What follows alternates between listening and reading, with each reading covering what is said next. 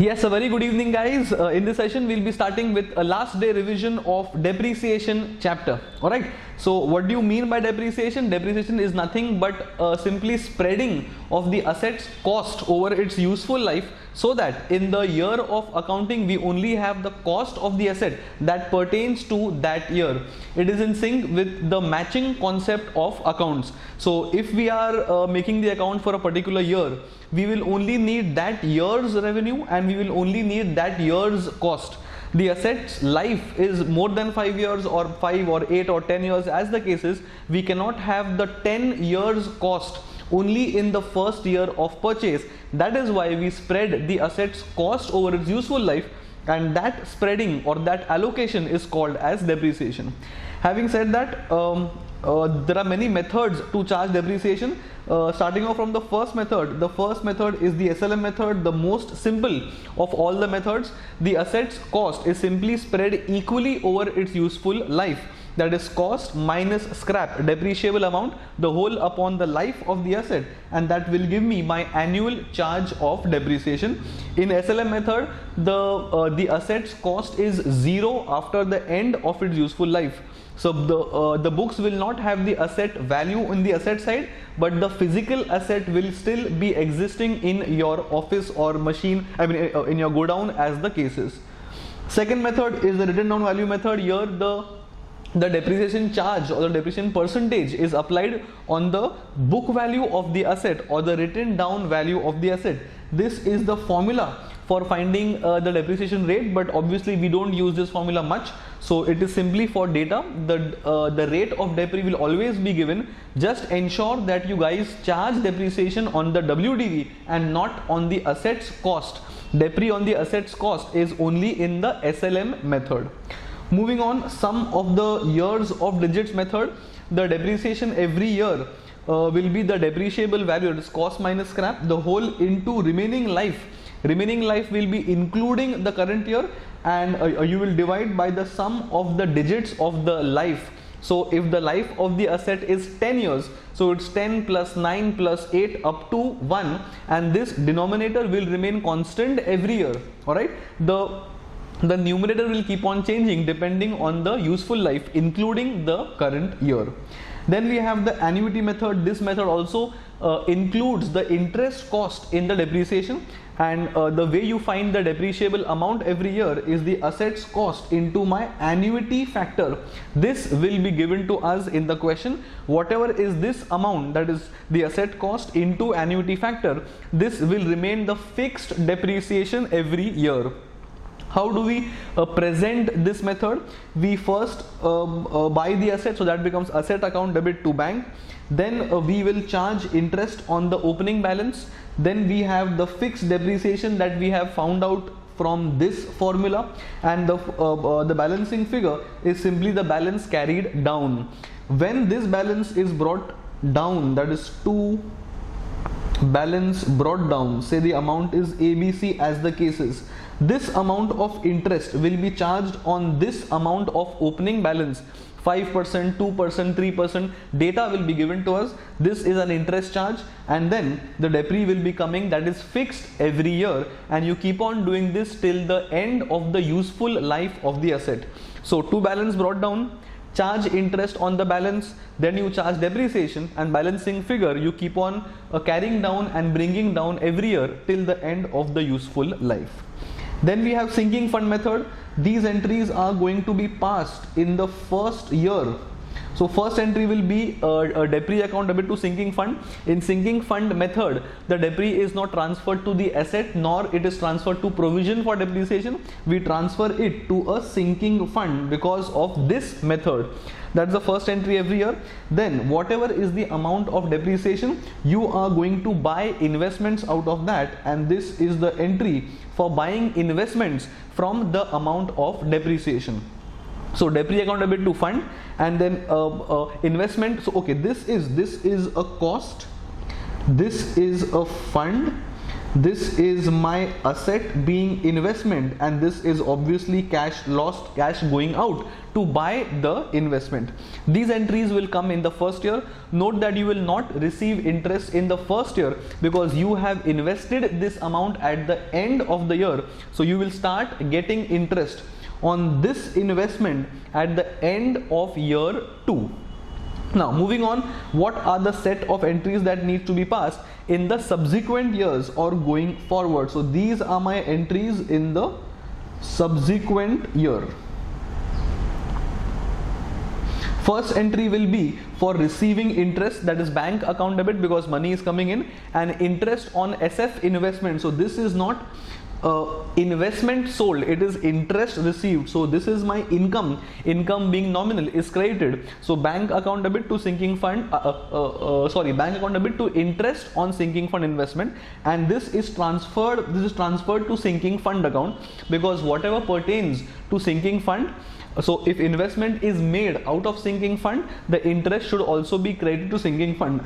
So as you can observe, these two accounts will be knocked off, and the net entry is bank account debit to sinking fund account, that is interest is transferred to sinking fund. Frankly, you all can pass net entry as well, that is bank account debit to sinking fund, assuming that interest account gets knocked off. That's my entry for interest received on the investments made in the previous year. Then you again purchase the new investments, and this is going to be the depreciation amount plus the interest that is earned from the previous year's investment. So depre plus investments pay interest, combine them together and then you make fresh investments. Then this is the entry that needs to be passed when the investments are sold, assuming at a profit. So bank because money is coming in, investments rate because investment is going out, and any profit earned from the sale of investment is also credited to fund account because this investment pertains to sinking fund. If the interest is going to sinking fund account, the profit loss on sale of investment should also be debited or credited to sinking fund account.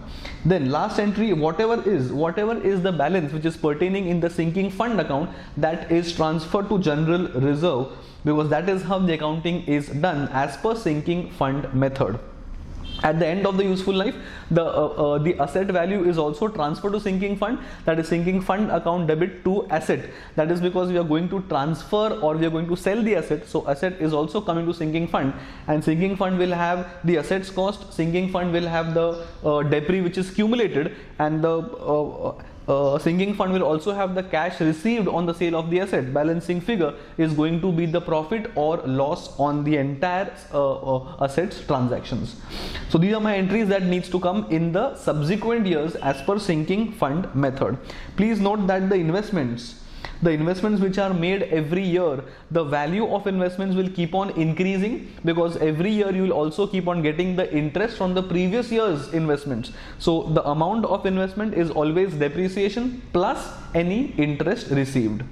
That's my sinking fund method. Then we have the machine hour method. Very simple. Whatever is the depreciable value of the asset, that is divided by total hours or the useful life of the asset in hours. You get depreciation per hour, and depending on how many hours are used in the current year, those number of hours are used to find the total depreciation chargeable in that year. So more the hours used in the first year, more the amount of depreciation. Lesser the hours used in subsequent year, lesser the amount of depreciation. Moving on, similar method, that is the production units method. Here rather than using number of hours, the asset's useful life is given in terms of output. So depreciable value upon the asset's life in terms of the output. This will give you depre per unit, and depending on the number of units which have been produced in whichever year, depreciation will be as per that proportion. So more units produced, more depreciation, lesser units produced, lesser depreciation. So depre will not be spread over the life of the asset in terms of time, but depre will be spread over the life of the asset in terms of hours in this method and in terms of units as per this method. Very simple. Then we have the depletion method. This is majorly used in companies which are into mining. So if they have dug a well for maybe oil or whatever, then depending on what is the value or what is the number of tons that can be extracted, debris will be in that proportion. So depreciable value upon the number of tons that we are going to expect, and depending on how many tons have been extracted in whichever year, debris is in that proportion. Exactly same logic, you extract more number of tons, you keep on having more depreciation. At the end of the useful life, when all the tons have been extracted, the asset's value is zero, because now the asset of mine will not be given us any revenue, so the asset's value will be nil. That is my depletion method. Then the next concept in this chapter is change in the method of depreciation. So sometimes the question mentions that we started depreciation by using the SLM method, but now we want to change it to WDV. So we find the WDV of the asset as at the end of the year of change, and going forward we apply the new rate of depreciation on the assets WDV, and that is how we are supposed to be doing it. Other way around, if we start from WDV, then we will find the WDV as at the end of the year. This will be my depre as per WDV method, and if we are changing the method to say SLM, then the cost of the asset will be considered and the rate will be given to us. Simply apply that rate on the cost up till the time the asset's value becomes zero, because as per SLM method the asset's value is going to become zero in some point of time, and that is how we change the method of depreciation. Last thing, asset. Okay, before we go there, sometimes we also revise the estimate of the useful life. So we may start from SLM and we think the asset's life was say 8 years. After the end of say 6th year, at the end of 6th year, as per my old estimate, we have 2 more years of useful life. But we now assess the useful life of the asset and we now think it is 4 more years possible. So whatever is the WDV of the asset, which was going to be spread over 2 years, will now be spread over 4 years, because this is the revised estimate of the useful life of the asset. It is changed in the estimation. So whatever is the remaining value of asset will then be spread over 4 years. Now that I have the information, I will spread the asset's life over the remaining new useful life of the asset. Moving on, last case, asset revaluation. Now suppose we are going for an upward revaluation. In the case of upward revaluation, we are going to increase the value of the asset and we create a revaluation reserve on the liability side with the assets increase of the value. Similarly, if it is a downward revaluation, then in that case, whatever is the downward revaluation, we are going to charge the profit loss account for that difference in the value of the asset. And this is to be done when the revaluation is happening for the first time. Now suppose first time revaluation has happened and either it's upward or downward depending on whatever the question's data. We have done the first time upward or downward revaluation, that is create a revaluation reserve or simply debit the profit loss account.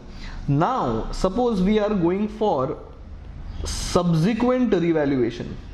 So first revaluation was done and now we would like to again revalue. Suppose we are going for a downward revaluation now and the asset was having an upward revaluation before.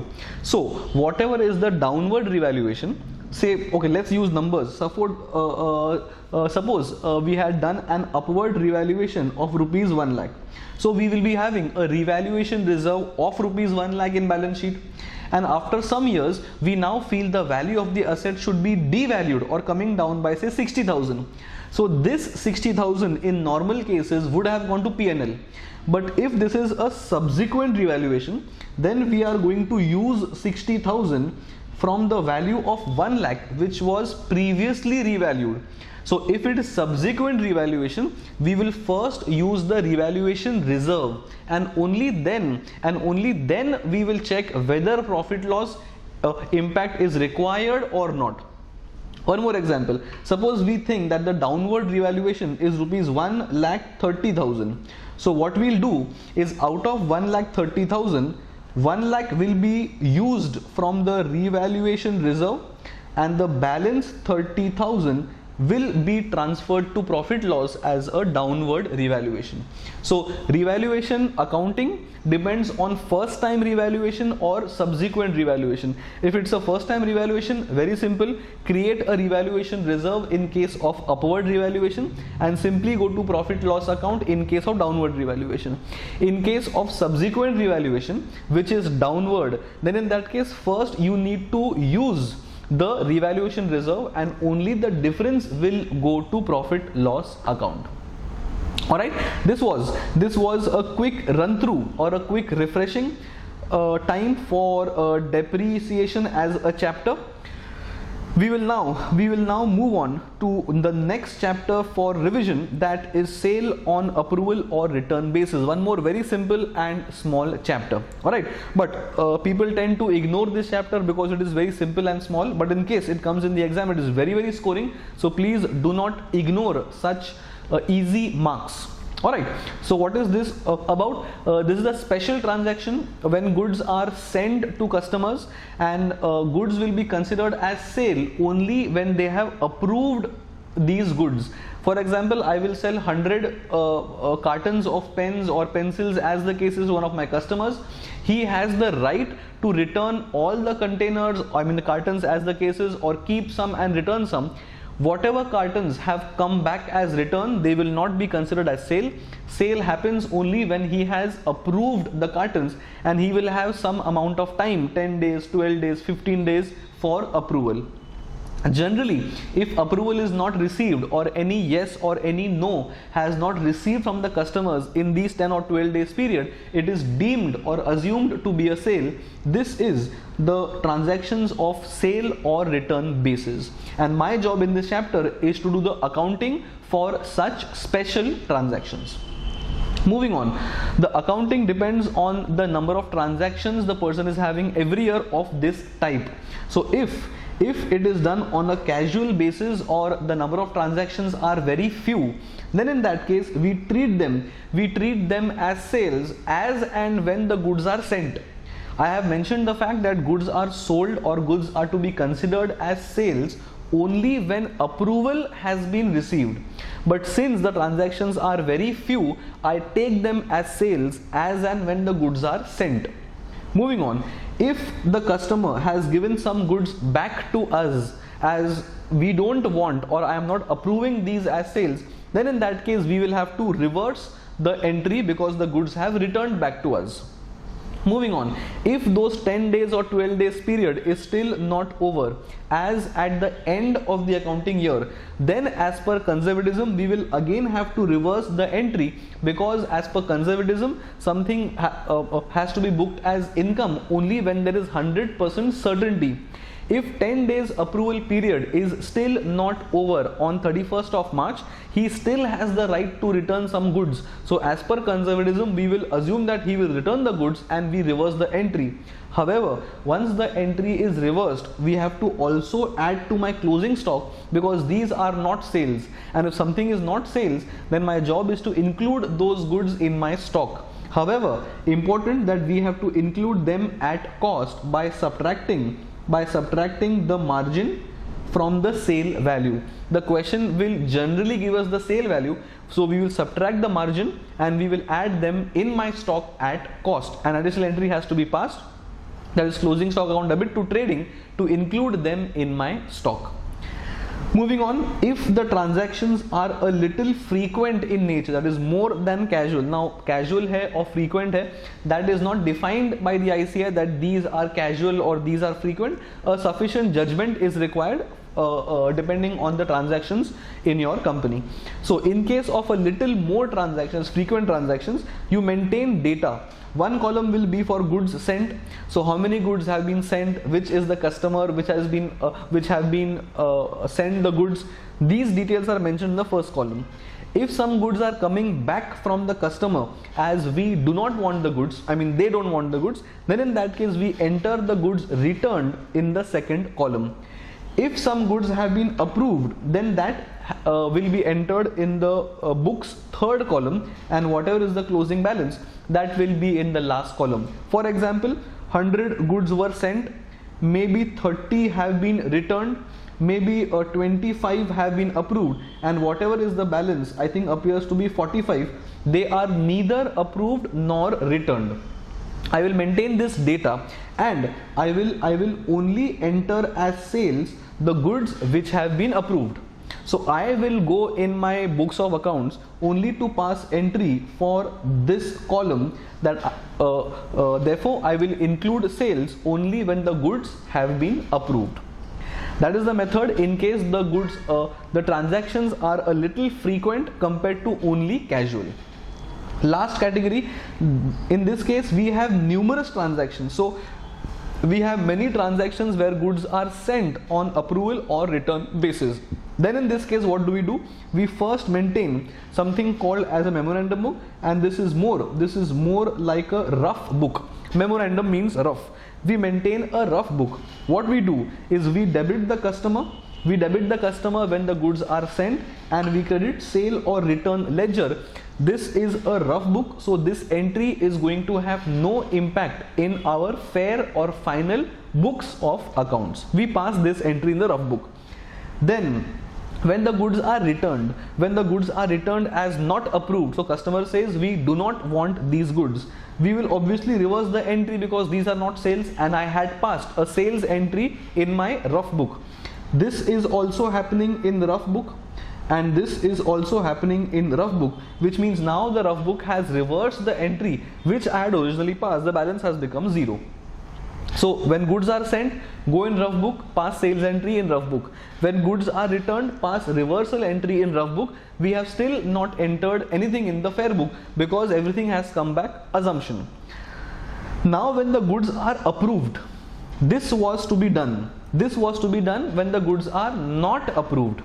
Now when the goods are approved, we will again pass this entry in the rough book because the goods have been approved. So this entry will be passed in the rough book, and along with this entry, the word is and along with this entry, we will also go in the fair books or the final books of accounts and pass the fair entry, that is customer account debit to sales. Ultimately what has happened, the fair books of accounts, the fair books of accounts will only have entry in case the goods have been approved. Which means if the goods have been approved or the goods have been not approved, reversal to anyway has to be done. So when goods are sent, pass entry in the rough book. When goods are returned, reverse the entry in rough book. When the goods are approved, reverse the entry in rough book plus pass the entry in the fair book. This is what needs to be done in case the transactions are numerous in nature. Alright, so that is how we have revised the chapter of sale on approval or return basis, and in the previous video we have revised the chapter of depreciation. Alright, in the next video we'll be taking some more chapters for revision. Hope you guys are having a recall value of these chapters. I'm assuming you guys have done these chapters. If you guys have not done these chapters, you will not understand because it's a quick revision predominantly for last day. So in the next session we'll be starting some other chapter. See you guys. Yes, hello everyone. In this session we'll be starting with a very quick revision of the chapter of final accounts.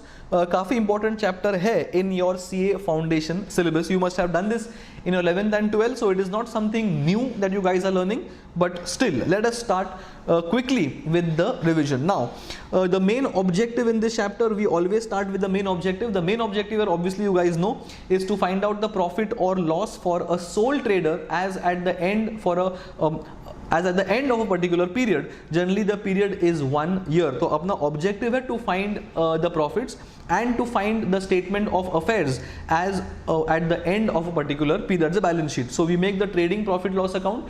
Trading account will give you gross profit. Your profit loss account will give you net profit, and balance sheet will give you the firm's situation as on 31st of March, if the accounting year obviously is April to March. ठीक है, we prepare, as I discussed, trading, profit loss and balance sheet. This is the entire set, and trading plus P&L plus balance sheet together is called the financial statements का set. Trading account में तुम्हारा आएगा your opening stock, तुम्हारा purchases, तुम्हारा wages, तुम्हारा direct expenses, carriage inward is a part of trading, you will have sales on the credit side, you will have closing stock का value on the credit side, you will have goods given as free samples और abnormal loss by fire on the trading credit side, and finally you will get the GP. GP comes down to P&L and all the expenses of तुम्हारा salary, rent, discount, bad debts, traveling expenses, advertisement, all those things will come in your P&L. That will give you net profit. NP goes to your capital in the balance sheet and your balance sheet should tally. ठीक है. Then in this chapter you also have something called as manufacturing account. Now note that trading profit loss account are prepared for traders. Trading कौन करता है? I am buying goods, I am stocking the goods, I am not doing anything with the goods to increase the value of the goods, I am simply stocking them and I am reselling them as the same product as I purchased it. In case of manufacturers, they will purchase raw materials. They will process the raw materials, then the RM, that is raw materials, they become FG being finished goods and they sell finished goods. So you will buy cotton, you will process cotton into shirts, trousers as the cases, and then you will sell shirts or trousers. So I am buying something else, I am processing it into finished goods and then I am selling the finished goods. So in case of manufacturers, we prepare an additional account apart from trading P&L that is called manufacturing account, and the main objective of the manufacturing account is to give the cost of the goods which is produced. तो आपने जितना भी goods बनाया है उसका cost will be given by the manufacturing account, that will be transferred from the manufacturing account to trading account and trading account will be prepared as usual. So whatever items used to generally come in the trading account will now be going to manufacturing account, like wages, purchase, freight, carriage, direct expenses, factory car rent, all those things will go to manufacturing account. Trading will only have opening stock of finished goods. Your the cost of the goods coming from manufacturing account तुम्हारा sales होगा and the balancing figure will give your, I mean your there will be closing stock of finished goods and balancing figure will give you your GP as usual. ठीक है. And then every sum on final accounts will be given a trial balance. तुमको TB दिया जाएगा and TB के नीचे तुमको obviously adjustments भी दिया जाएगा. TB के items will have one effect because TB बनता है फ्रॉम लेजर, लेजर बनता है from journal, which means two effects have already been given. Adjustments are those things जिसका अकाउंटिंग हुआ नहीं है, because of which we always have two effects for the adjustments and we only have one effect for the trial balance के items. You have done all these things before, all these things are not new at all. ठीक है. What we'll do as usual is we'll typically take some challenging adjustments where students normally have a doubt on, and we are not discussing the entire chapter. जो important chapters, sorry, important adjustments है chapters के, अपन वही discuss कर रहे हैं because that is where the problem normally lies. ठीक है. One such example is loss by fire or free samples. Now both have the same effects as far as accounting is concerned. Now suppose goods of the value 10,000, suppose goods of the value 10,000 are lost by fire. Now if the goods are lost by fire, they have to be a part of our stock. For something to be a part of my stock, they have to be a part of my purchases. Because stock में ऐसे goods हवे में नहीं आएंगे. I have to first purchase them, only then will be there, I mean only then will they be a part of my closing stock. तो purchase के अंदर इस गुड्स का कॉस्ट ऑलरेडी ट्रेडिंग के अंदर जा चुका है. But since it is an abnormal loss, see all these things, loss by fire is obviously an abnormal thing because ये बार बार नहीं होता है.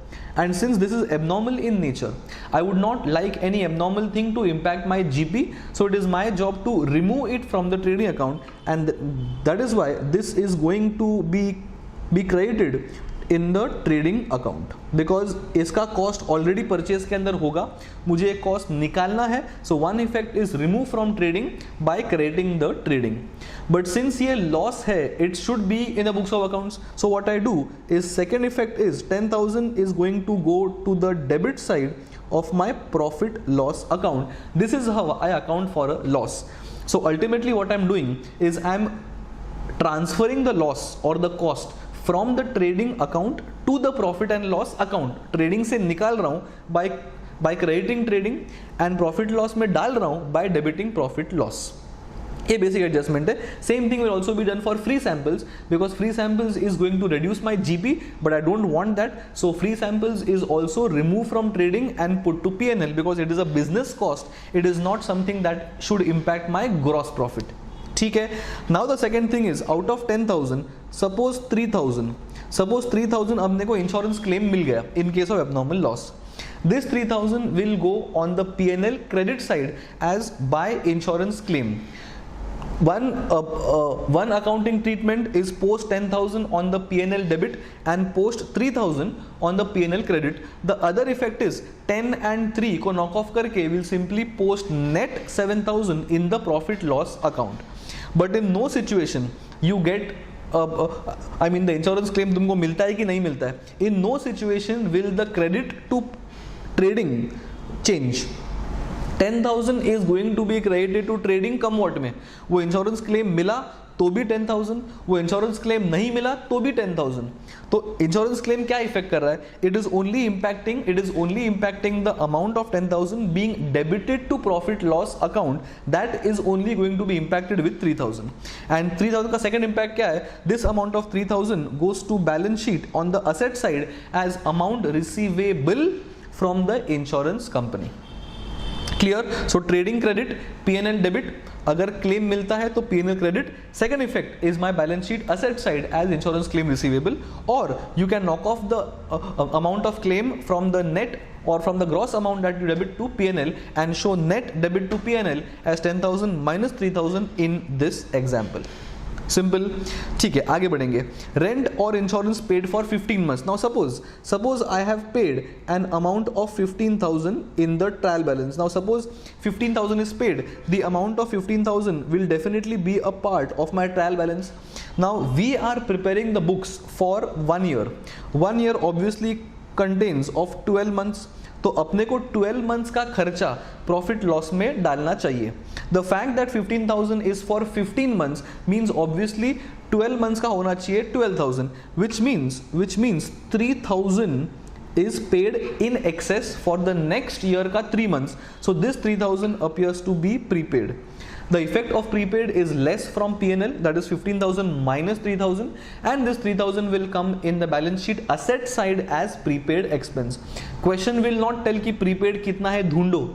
Question will simply tell insurance or rent has been paid for 15 months or it has been paid from 1st April to 30th of June. So अगर April से 17 से लेकर June 18 तक पे किया है, so it's a period of 15 months. So अपने को 3 months का प्रीपेड एडजस्टमेंट करना है. So less from P&L and add to asset side. ठीक है. Then interest on loan taken in the middle of the year. So तुमको अगर loan लिया है say on the 1st of December 18, amount of loan is 1 lakh and the interest rate is 15%. बराबर. Question will not tell find the interest. Question will simply tell loan taken on 1st December 18 at rupees 1 lakh and the interest rate is 15%. So December, May, what am I talking? December, Jan, Feb, March, 4 months. So 4 months is as good as saying 1 lakh into 15% into 4 by 12. This is the amount of interest accruing on the loan. बराबर. जो भी number आएगा, one effect will go in the P&L as loan outstanding and second effect will go in the balance sheet as outstanding loan as a liability.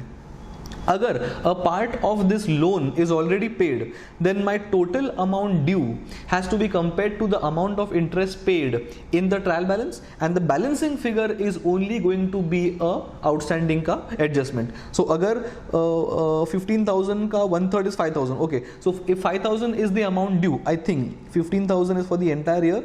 1/3, 4 by 12 is 1/3, so 15,000 का 1/3 is 5 बराबर. So if 5,000 is the annual amount of interest due and उसमें से अगर 4,000 पे कर दिया है, so it is only 1,000 that is going to be outstanding, which means 1,000 will be added to 4,000 in the P&L and 1,000 will be coming in the balance sheet liability side as outstanding interest. ठीक है. Then there is something called as expenses of life insurance or tax or household खर्चे. These obviously are drawings. Drawings will never be a part drawings will never be a part of P&L. It will always and always be less from capital. It's a very common mistake that people include drawings in the P&L. Never do you include drawings in the P&L. It is not an expense. It is less from capital. P&L should only and only contain legitimate business expenses, not personal expenses of the proprietor. So less from expenses, and it will be going to less from capital. ठीक है.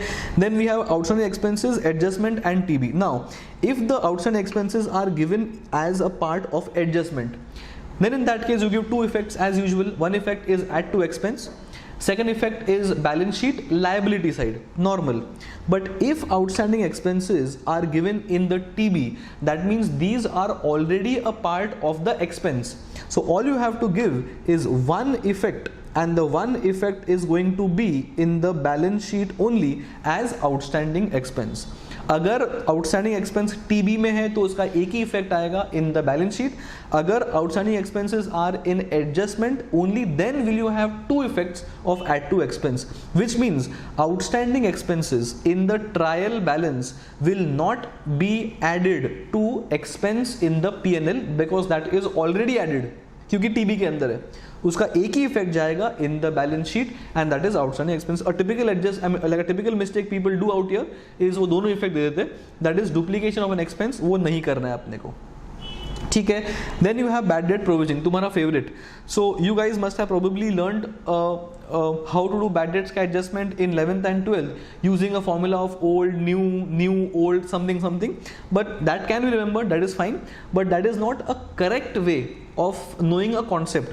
So what we have done in the classroom is we always prepare, I'll prepare that here also ताकि तुमको याद आए सब.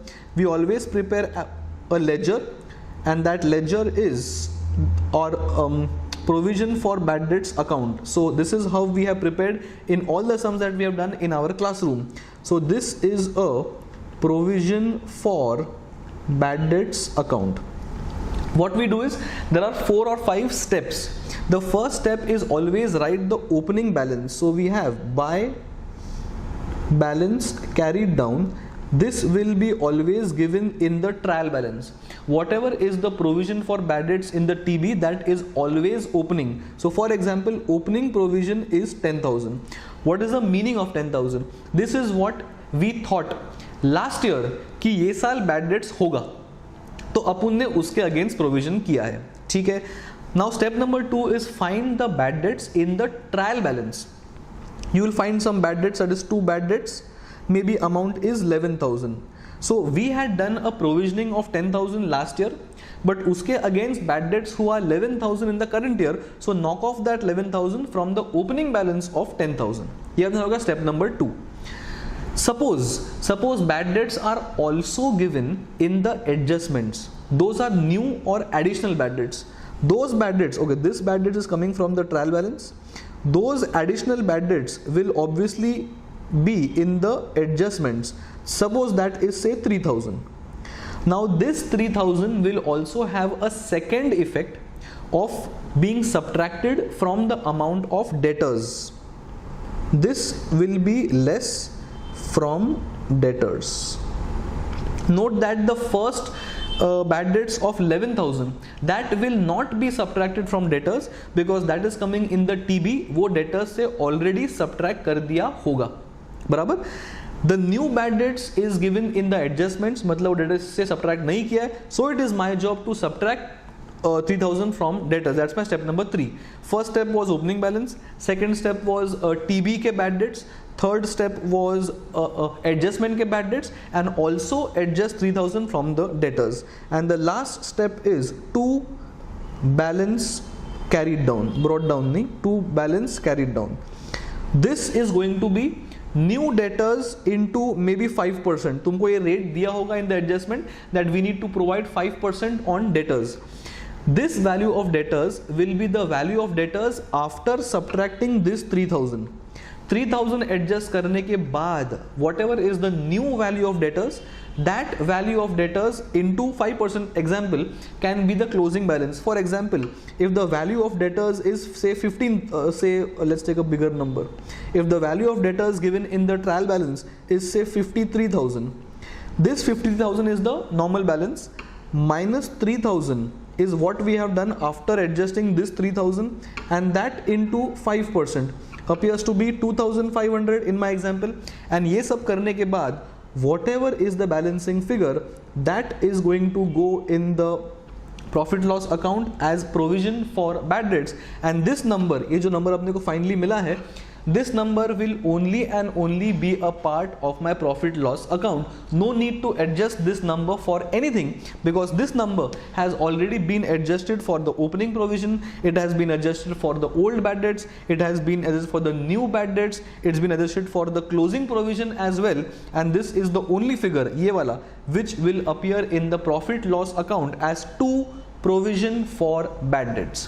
एक effect, this number, इसका बात कर रहा हूं 2,500, this number of 2,500 will be now subtracted from the value of debtors in the balance sheet. So balance sheet में आएगा debtors 50,000 minus 2,500 as provision for like bad debts, and net figure will enter in the balance sheet का asset side.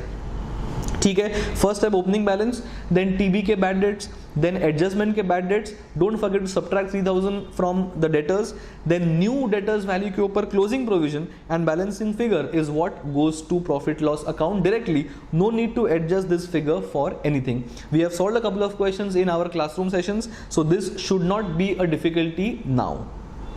ठीक है, these were some typical adjustments where students normally have a doubt in. So we have discussed all the tricky adjustments of final accounts. Other adjustments like तुम्हारा purchase return, sales return, तुम्हारा rent outstanding, rent prepaid, all those things में तुमको अभी doubt नहीं आता है. So we are only discussing the typical areas where normally students have a doubt in.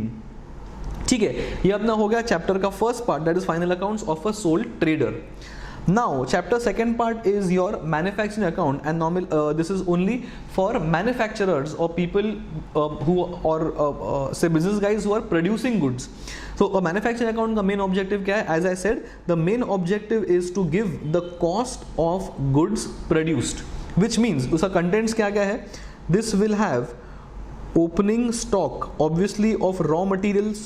This will also have purchases of raw materials. This will have direct wages. This is going to have factory rent. This will have any direct expenses. This is also going to have sale of scrap. So अगर तुम्हारा कुछ materials में sale of scrap है, that will also be a cost reduction in the credit side. You are also going to have closing stock obviously of raw materials, and और तुम्हारा क्या आएगा, और तुम्हारा कुछ खास आएगा नहीं, and balancing figure is cost of goods which is produced, and this is going to be the balancing figure. This will give me the manufacturing cost of all goods produced.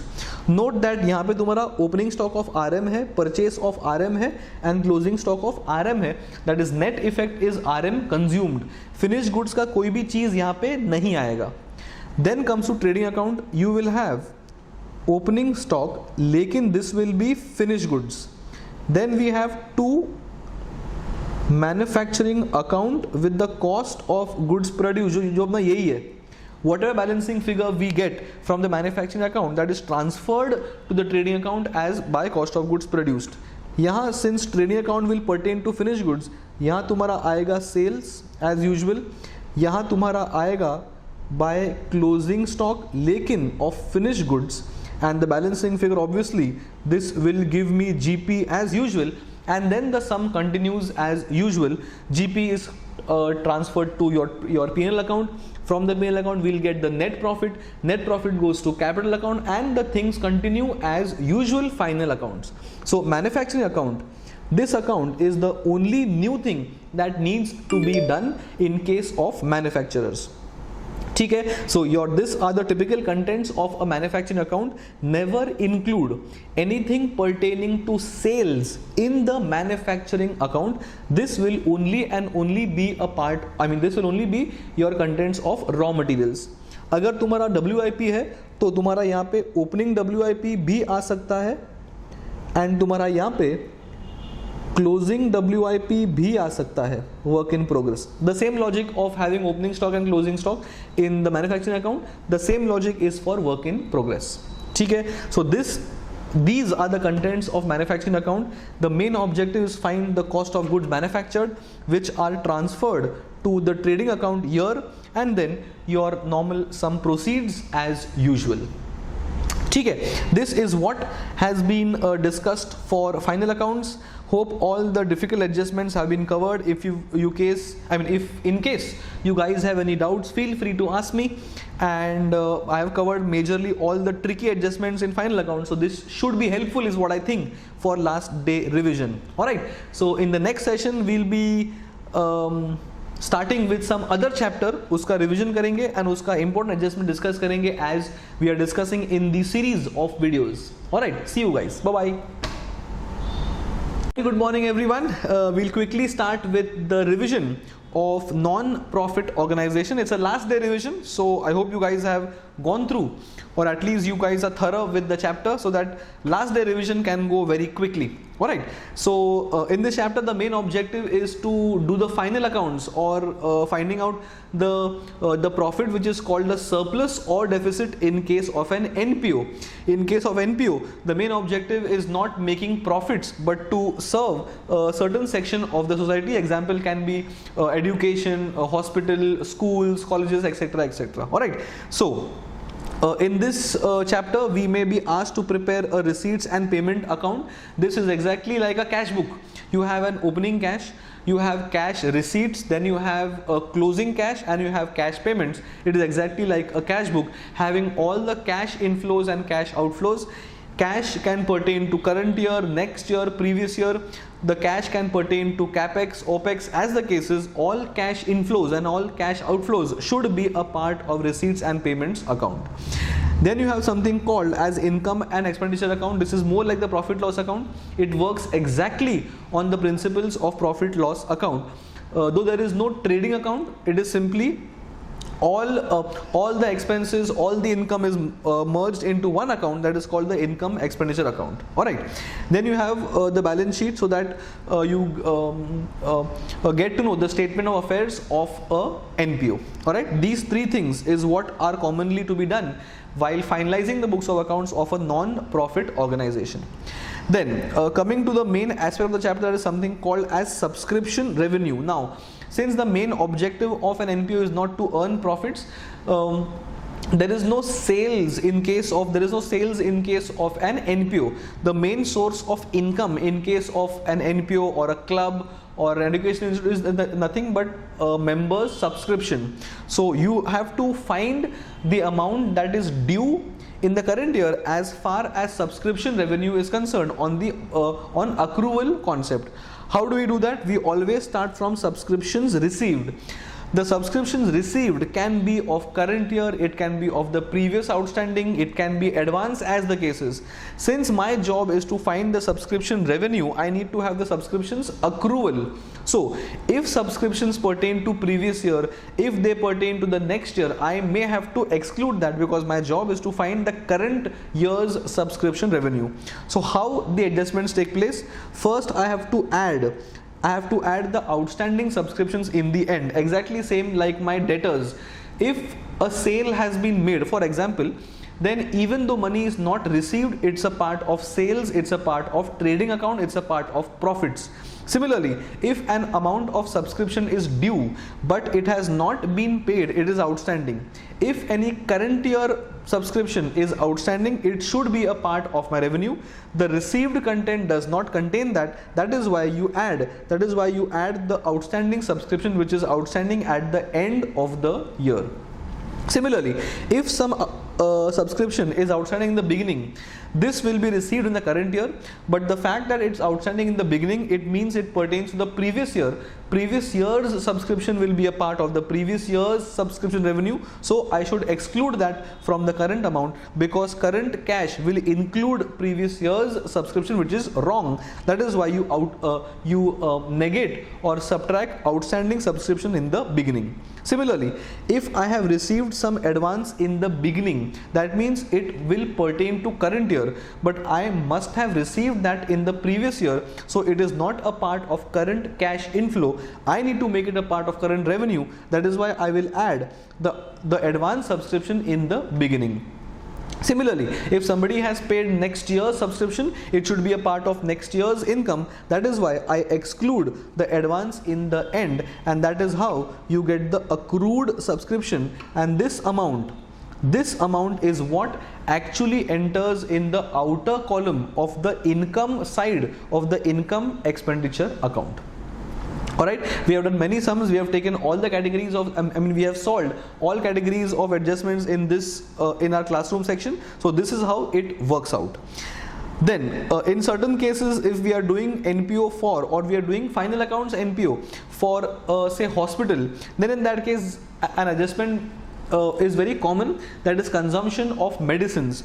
My job is to enter that amount in the expense side of the income expense account. That is an expense. An expense is always any stock consumed. So how do you compute the medicines consumed? To get the medicine related expenses in the expense side, you start with the opening stock of medicines. This will be given to us as data.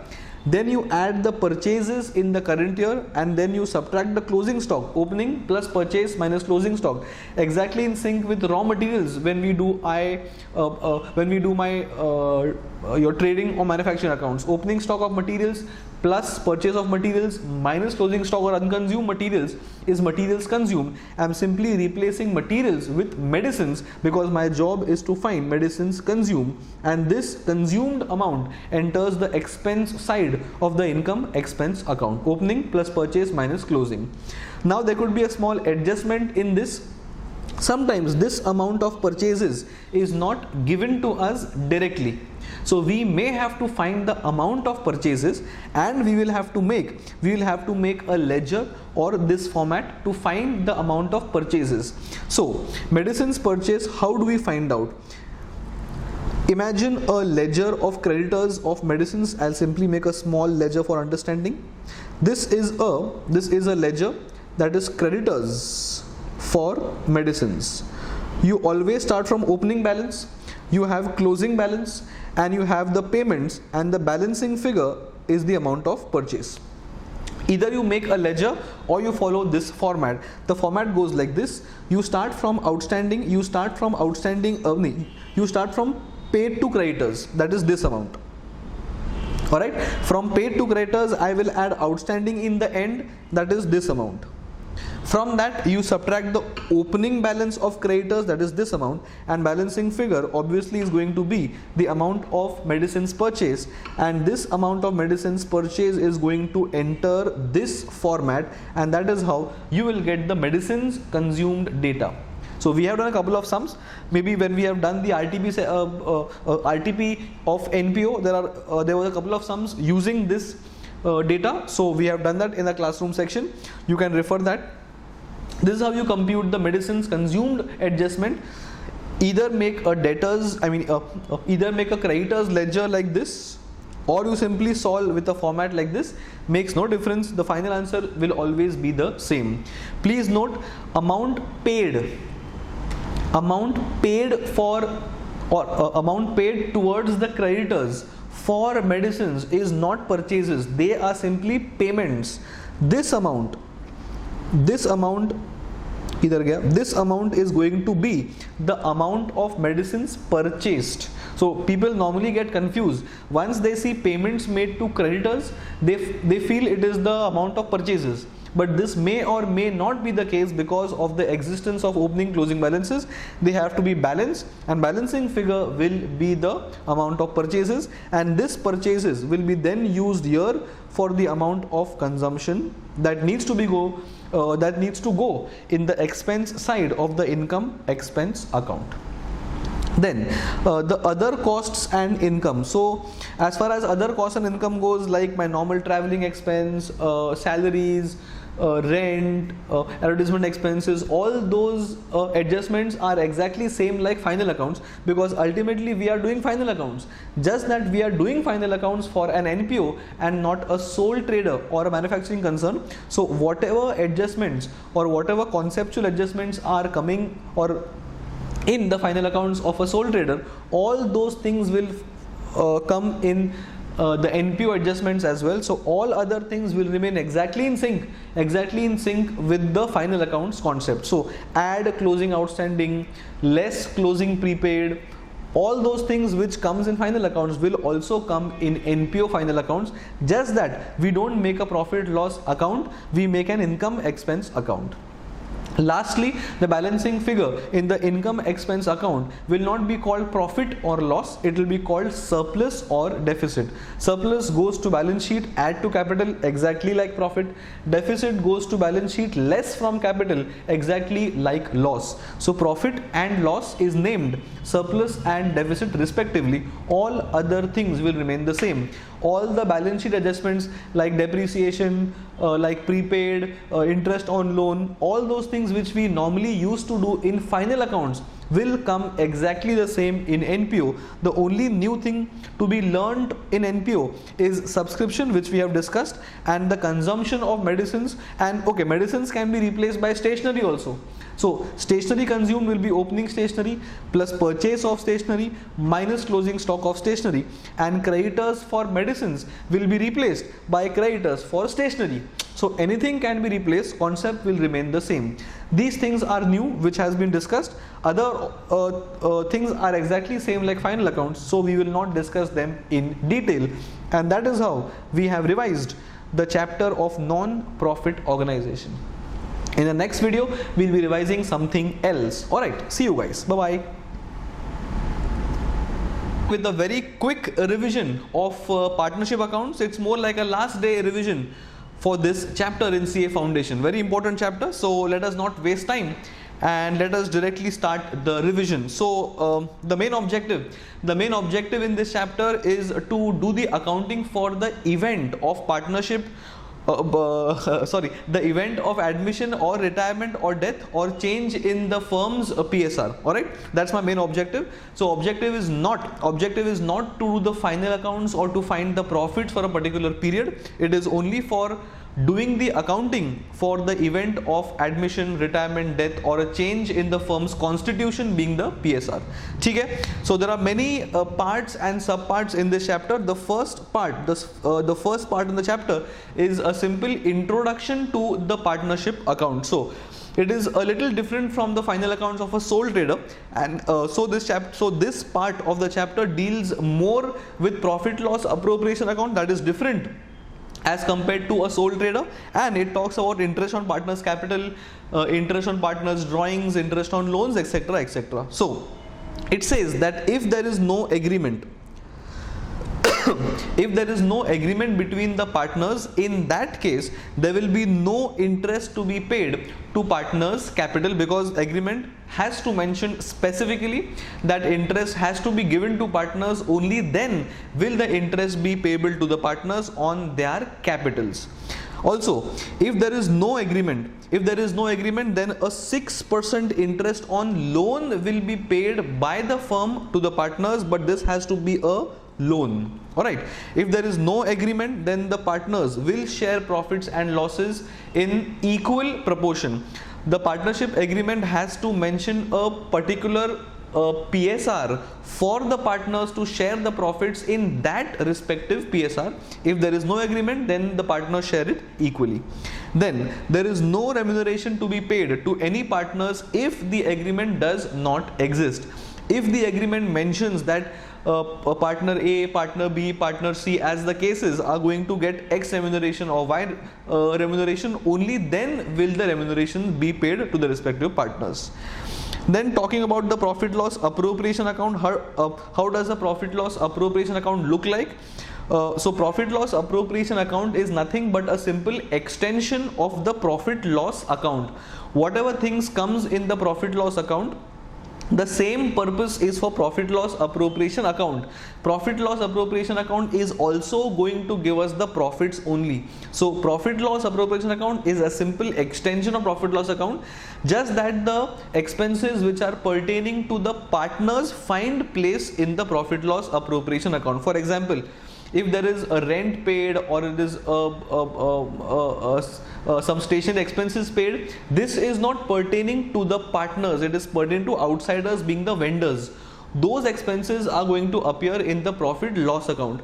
But any expenses which are pertaining to partners, for example salary paid to partners, commission paid to partners, these are firm's expenses, but since it is paid to the partners, they will find place in the profit loss appropriation account.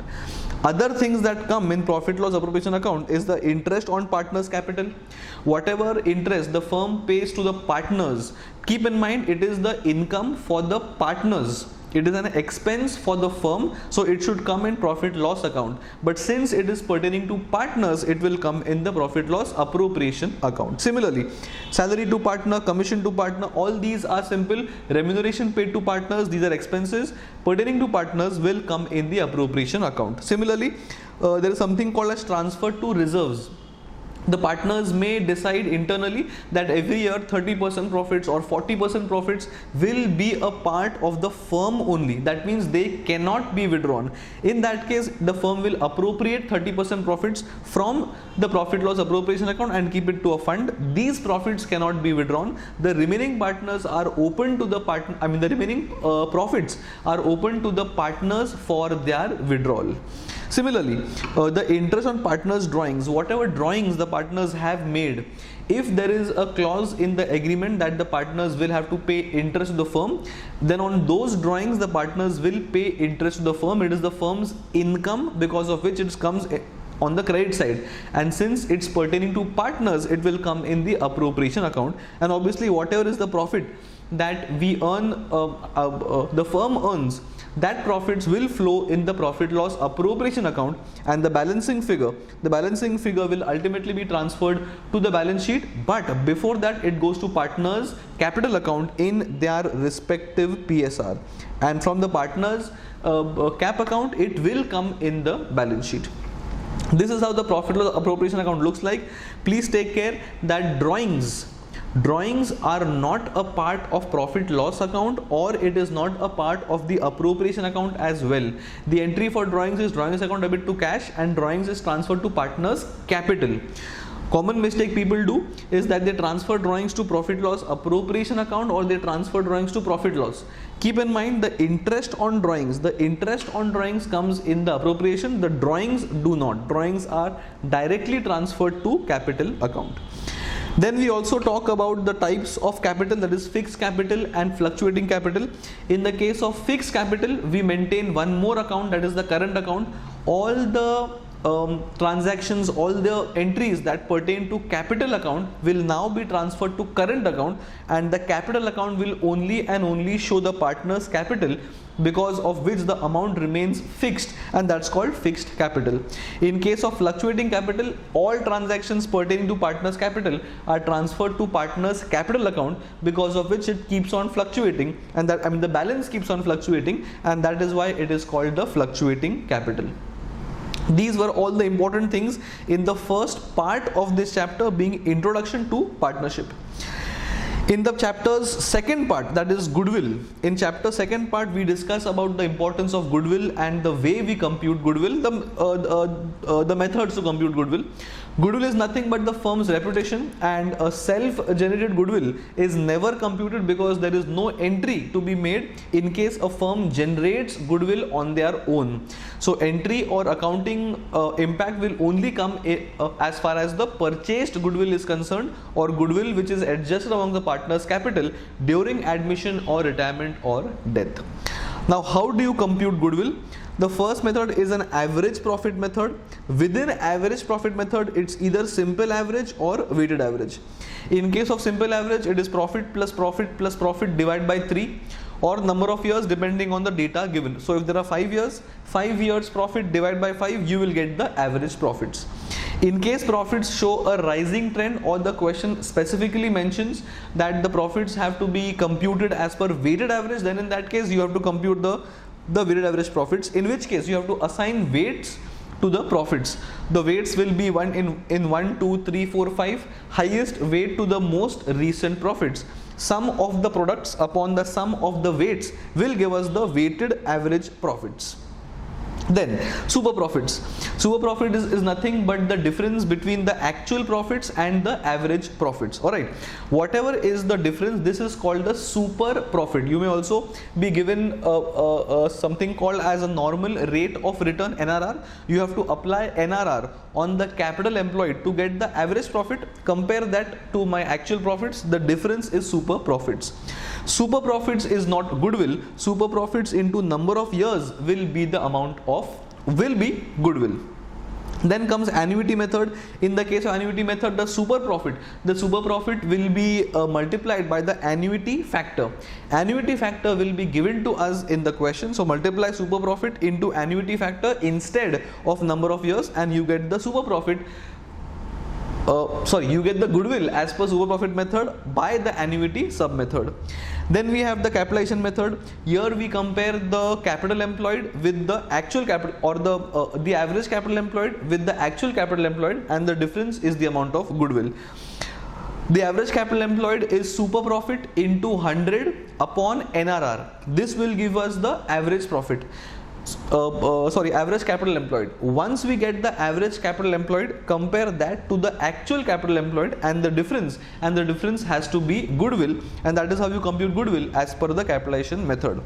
The capitalization method can also be used on the average profit rather than super profit. The base is changing, the method and the formulas will not change. So I will use the base of average profit, compute my capital employed, and then compare that with my actual capital employed. The difference is my amount of goodwill.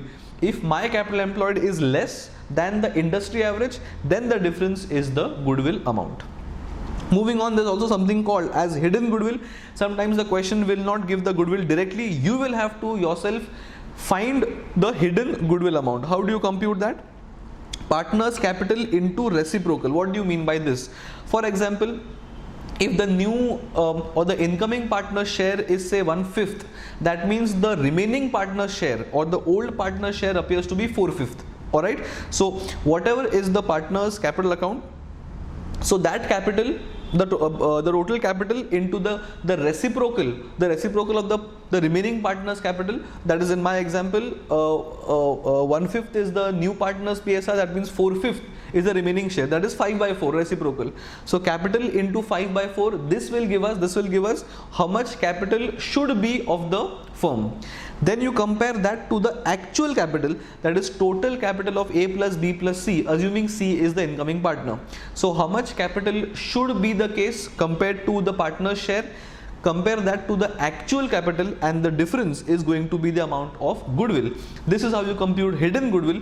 In case the question simply mentions compute the value of goodwill and they don't give the method, then in that case you may have to compute goodwill like this, or the question will simply say this is the partner's new PSR, that is the amount of capital he is bringing. Compare that and find the value of the hidden goodwill like this.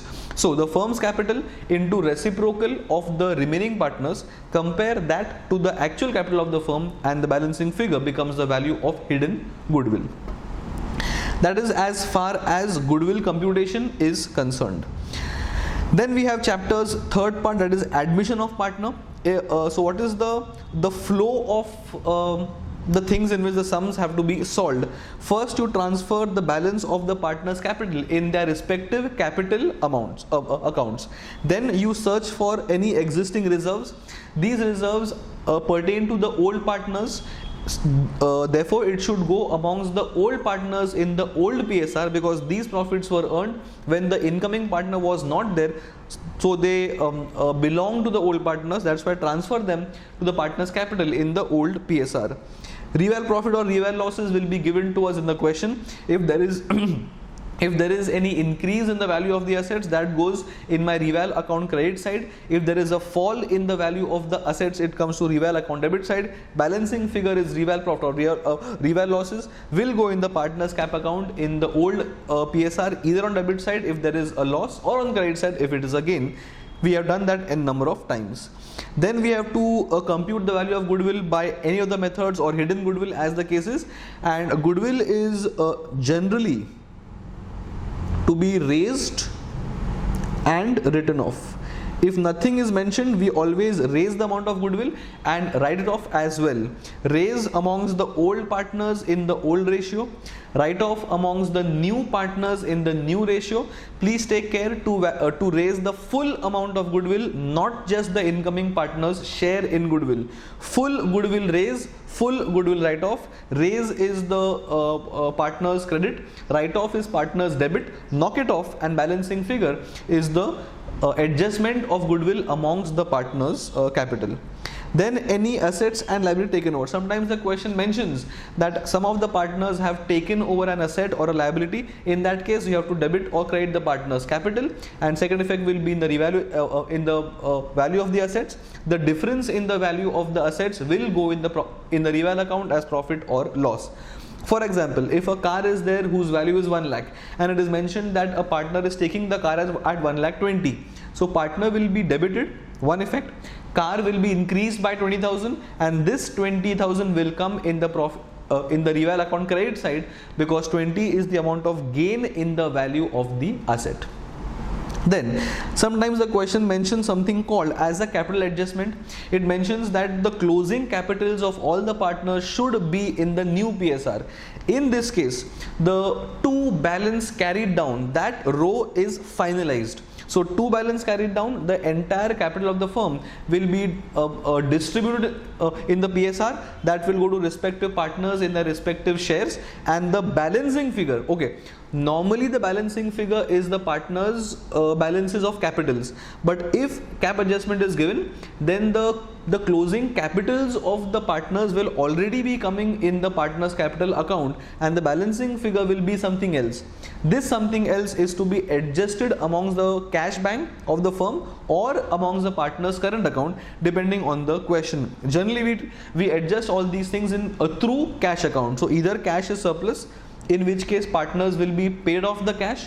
Sometimes the cash is short, in which case the partners bring cash to make the capitals proportionate. Then that is as far as admission of partner. Then comes partner's retirement. It is exactly same like admission, just that a partner is going instead of partner coming. So all things will remain the same. The flow of the accounting will remain the same. The only change is that there is a settlement. There is a settlement of the outgoing partner. So if A, B and C are partners and C is retiring, we have to first settle C's account, because of which we will have to close C's account first. Whatever dues pertain to C, A and B have to bring in cash to pay him or keep the amount in the firm as loan, or sometimes the question mentions 50% is paid and 50% is kept in the firm as partner's loan. So depending on the requirement, the settlement is made, cash, loan as the cases, and then you balance A and B's capital. And sometimes the question may also ask us to have capitals proportionate. As usual, follow the things that we normally follow in admission. The closing capitals of the partners will be in PSR, and the balancing figure, either A pays B or B pays A, or it is simply paid in cash, or it is simply transferred to current account, depending on the question's data. Alright, then during the partners settlement, if it is mentioned that there is a proportionate capital, then the continuing partners may bring in money to make their partners to make their capitals proportionate, or they will have to withdraw money to make their closing capitals proportionate to their PSR. So all in all, there is no new thing to be learned in retirement as compared to admission. The only thing is that one partner is coming as far as admission is concerned, and in this case there is an outgoing partner in case of retirement. So here in case of a raise and a write-off, raise will happen between three partners because old partners are 3, and write-off will happen between two partners because new partners are two because one is retiring. In the case of admission, raise will happen between two partners because two partners are old, and write off will happen between three partners because three partners are new. So don't learn the numbers, raise between 2, write off between 3, or raise between 3, write off between 2. It's always old and new. Depending on the admission or retirement, the number of partners will change as far as old and new is concerned. That is as regard as retirement. Moving on, the chapter's next part or chapter's last part is death of partner. Exactly same like retirement, because that also included a partner going out. Here also a partner is going out, just that retirement can be planned. So generally retirement happens on the first day of the new accounting year. Death obviously cannot be planned, so death will happen in the middle of the year. In that case, the outgoing partner, the outgoing or the dying partner will have to be, his accounts will have to be settled. What all is included in his settlement? 1 is equal to capital. So whatever amount is lying in his capital account, that has to be paid obviously. Obviously all these amount can't be paid to him because he's died. We pay his representatives or legal executives. So capital has to be paid. Interest on capital from the beginning of the year till the date of death, 3 months, 4 months, 5 months, as the case is, that has to be paid because he was a partner in the firm for the first 4 months of the year prior to his death. Then comes goodwill. Goodwill is normal, raise and write off.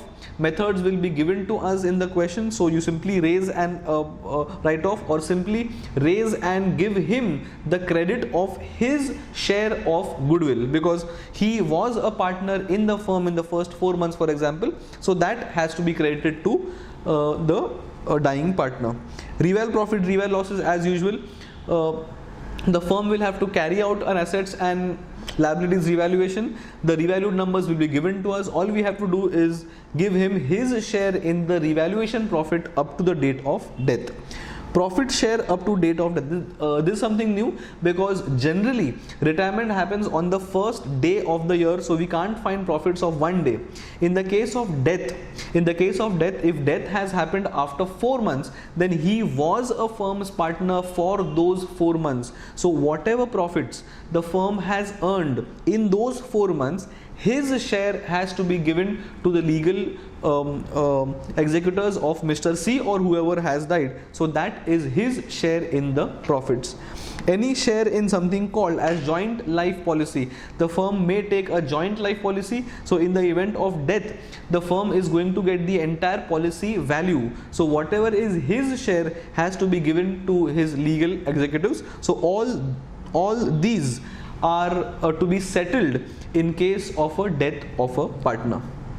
Now, joint life policy, there were 2 or 3 methods for accounting for the same. One is the profit loss method, where the premium was charged to the profit loss account. In this case, whatever is the policy value, this is more like a firm's gain. It will go in the firm's P&L, or it is going to be directly going to partners in the PSR, because it is the firm who had taken the policy.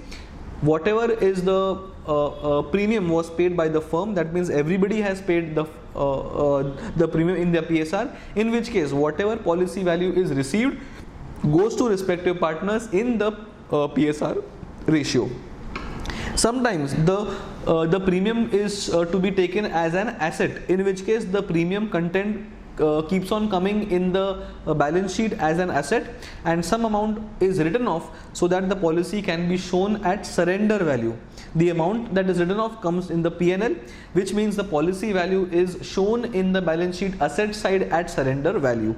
When the policy matures, there is a gain, and the gain content will be going to partners in the ratio of the PSR. So basically treat policy like an asset. The entry is cash account debit because cash comes in, the policy goes out, so credit the policy with the surrender value, and the balancing figure is the profit on joint life policy, and this profit goes to partners in the ratio of their PSR. Similarly, you have something called as reserve method as well. This is exactly same like my provision for depreciation method, where you maintain a reserve for the amount that needs to be written off from the P&L. So rather than reducing the value of the asset like the previous method, the amount is credited to a reserve, exactly same like a provision for depreciation method. Reserve will keep on coming in the balance sheet for the amount with which the policy has to be written off, so that the net amount is shown at the surrender value. What do you mean by surrender value? If there is a retirement, barabar, if there is a retirement and there is no death, then in that case the policy is surrendered. You will not get the policy value, but you will get the surrender value. And once the policy is surrendered, you will not have the entire policy gain. Whatever is the surrender value, that is the amount with which you need to credit the partners depending on the method used. Only in the event of death, only in the event of death will the firm get the policy value. If the policy is surrendered in the absence of death, then in that case we only get the surrender value. That is how you have the joint life policy method. Now, before we close the revision of this chapter, I'll simply talk about how to compute the new PSR. Sometimes the question mentions new PSR, sometimes new PSR is not given, sometimes only the sacrifice ratio is given. So there are different methods in which PSR is to be found out. Very important. So we will discuss this directly. We'll discuss this directly from the ICAI's module. So ICAI's module is here. So in this last couple of minutes, we will simply discuss how to compute new PSR. Very important. So please be a little attentive. All right. So we are discussing how to compute. We are discussing how to compute the new PSR. Very important. So let us start. So the ICAI has given one common example. The example is the fact that there are two partners, A and B, and they share profit losses in the ratio of 3:2. So can I say this is the old ratio? Yes. So this is my old ratio, and C is the incoming partner and his share is 1/5. All right. So let's move on.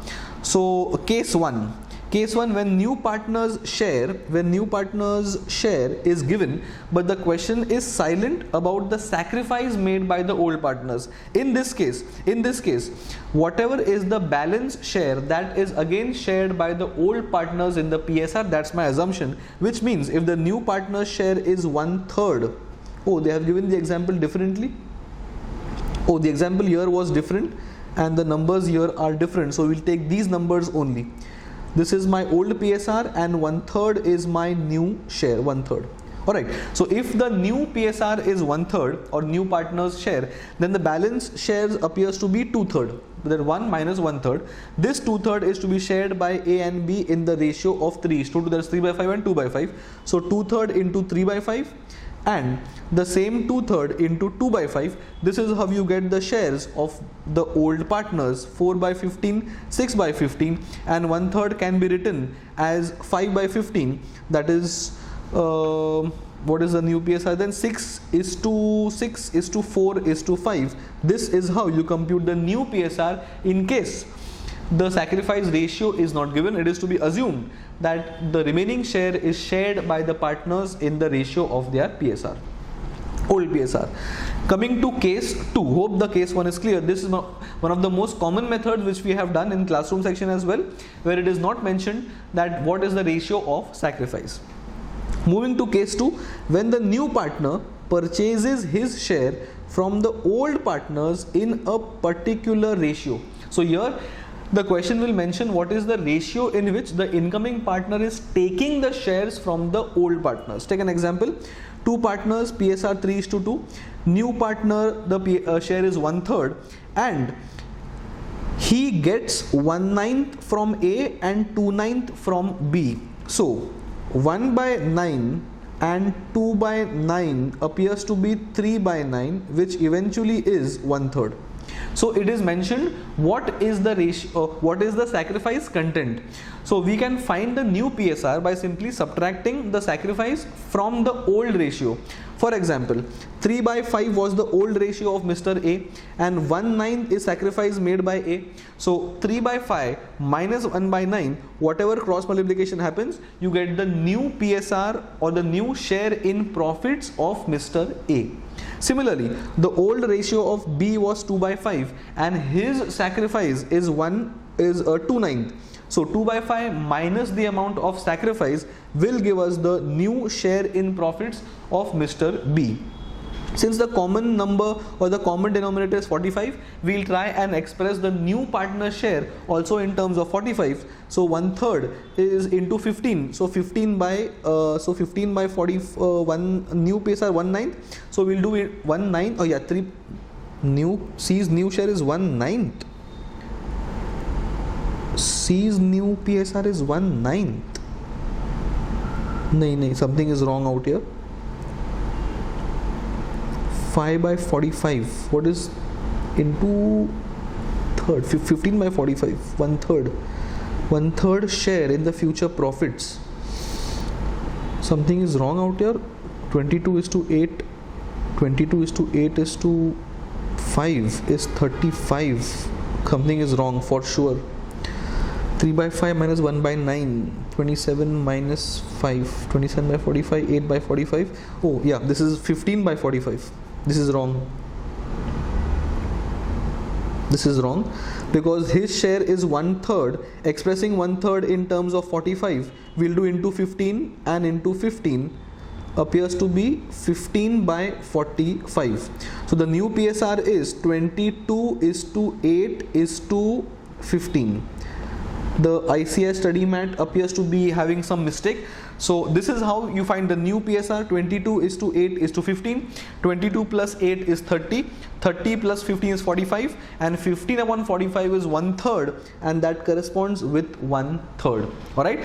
So when the new PSR is given and the sacrifice is given, simply subtract the old PSR from, simply subtract the sacrifice from the old PSR and you will get the new share in the profits. So please take care, there is a mistake in the ICI solution. So this is how the new PSR looks like. This is wrong. Alright, let's go to the next case. When the old partners surrender a particular fraction of their share in favor of the new partners. This is the third type of data that will be given, in which case you have to find the new PSR. Let's take an example. A and B are partners in ratio of 3 is to 2. New partner is a C, that is okay. A surrenders 1/3 of his share and B surrenders 2/3 of his share in favor of C. So C's new PSR is not given. They have simply mentioned what am I sacrificing. So whatever is the old PSR of A and B, we know the sacrifice content. He is sacrificing something from their old share. So how do you do that? A surrender is going to be 3/5 into 1/3. 3/5 is his old PSR and 3/5 into 1/3 is what he is surrendering. So he is surrendering this much, and 2/5 into 2/3, 2/5 into 2/3, B is surrendering this much. Because the question clearly mentions that A is surrendering 1/3 of his share. So A's share into 1/3 is his amount of sacrifice, and B's share into, or B's PSR into his share is his sacrifice towards the incoming partner. So here we have found out the amount of sacrifice. Once we have found out the amount of sacrifice, what we do is old share minus sacrifice and we get the amount or we get the share in the profits. Similarly, old share minus the amount of sacrifice, we get the new share in the profits. Since 6 by 15 and 2 by 15 are expressed in terms of 15, we'll express everything in terms of 15. So 6 by 15 plus 2 by 15 appears to be 8 by 15, which means the remaining or balancing figure is 7 by 15 to make it 1, because 6 plus 2 plus 7 is equal to 15. The entire share should correspond to 1 full share. Alright, so this is how you compute the new PSR if how much sacrifice they are making is mentioned as a percentage of their, or as a share in their old share in profit. So he was surrendering 1/3, but 1/3 of what? Of his share. So his share into 1/3 is his amount of sacrifice, and sacrifice minus the old share in profits becomes the new PSR. Alright. Next is case 4. Case 4. A and B are partners in PSR 3:2. That's my old PSR. They admit C for 1/5 share in the profits, which he acquires entirely from A. So in this case, the incoming partner is taking or buying his share only from A, which means B is not sacrificing at all.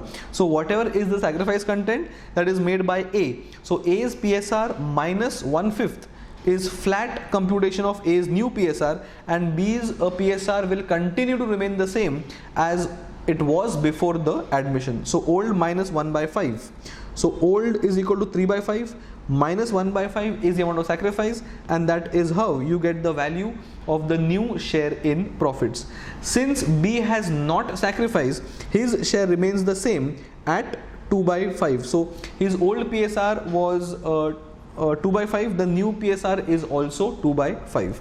Since A has sacrificed this 1/5, the entire 1/5 becomes the share of Mr. C. So 2:2:1 is the new PSR in which all the three partners are going to share the profits. In this case, only one person has made the sacrifice. B has not made the sacrifice because it was mentioned specifically that B is not making any sacrifice.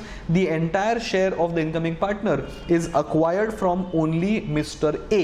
It is only A who has made the sacrifice. Moving on, case number 5. When the new partner acquires his share from the old partners in a certain ratio. So let's try this. A and B are partners in the ratio of 3:2, and C is admitted for 1/3 share. I think there is a mistake here. This 1/3 is actually 1/5. Alright, so C is coming in for 1/5 share, okay, which he acquires from A and B in the ratio of 2:1. So 1/5 is the new share. Out of 1/5, 2/3 is given or coming from A, and 1/3 is coming from B. 2/3, 1/3 is coming from this number of 2:1. So 1/5 into 2/3, this content is coming from A. This is A's sacrifice. 1/5 into 1/3, this content is coming from B. This 1/3 and this 2/3 is nothing but 2:1 coming from here. Alright, and this 1/5 and this 1/5 is the share of the new partner. Alright, so we have got the amount of sacrifice. So old minus sacrifice is the new ratio. Old minus sacrifice is the new ratio. 7/15 and 5/15 is expressed in terms of 15. So this will be expressed in terms of 15. That is nothing but 5/, it's 1/5, right? So this is wrong. As I mentioned, something is wrong out here. C's share is equal to 1/5 into 3/3, because we need everything in terms of 15. That is 3/15. So new PSR is 7:5:3, making it 15. Alright, in this case, the new PSR was given, and how much share is coming from which partner, that we had to compute, and old minus the amount of sacrifice is my new share in profits. Alright, that is how we have done this as well. And sometimes the question directly gives the new PSR. This appears to be the old PSR, and this is the new PSR. In this case, if the amount of sacrifice is to be found out, it is nothing but old ratio minus my new ratio, and you get the amount of sacrifice content. So if the question does not mention the new PSR fully, then in that case you have to compute the new PSR in 5 different ways. Case 5 was discussed the latest. So there are 5 ways to compute new PSR. This is how you compute the new PSR when the amount of sacrifice is given or when it is not given, depending on the data that is given to us in the question. This marks this marks the end of the revision for this chapter. That was nothing but partnership accounts. So we have discussed the chapter's first part being a basic introduction to partnership. We have discussed about goodwill, we have discussed about admission of partner, we have discussed about death of partner, we have discussed about retirement as well, and we have also discussed about the methods to compute the new PSR. All in all, this is what the chapter is there. Very important chapter. Hope you guys have understood and hope this has refreshed the entire chapter. Alright, in the next session we'll be starting with a new chapter. In all likelihood we'll start with a non-profit organization. Alright, I'll take a small break here, and in the next session we'll be starting with a non-profit organizations last day quick revision. Alright, see you guys. Bye bye. Good evening guys. In this session we'll be starting with the last day revision of company accounts. Now this chapter is generally left for option at the SYJC stage, but please do not leave this chapter as option in the CA foundation stage. Alright, so let's begin. This chapter has two parts, that is issue, forfeiture and reissue of shares as the first part, and issue of debentures as the second part. We'll be starting with the first part's quick revision. Alright, so our objective in this chapter is to pass entries when a company issues shares. The company may forfeit shares as well, the company may reissue the forfeited shares as well. Our job is only to pass accounting entries in the event of issue, forfeiture or reissue as the case is. So we are strictly dealing with entries. Alright, so let us start with the application bit.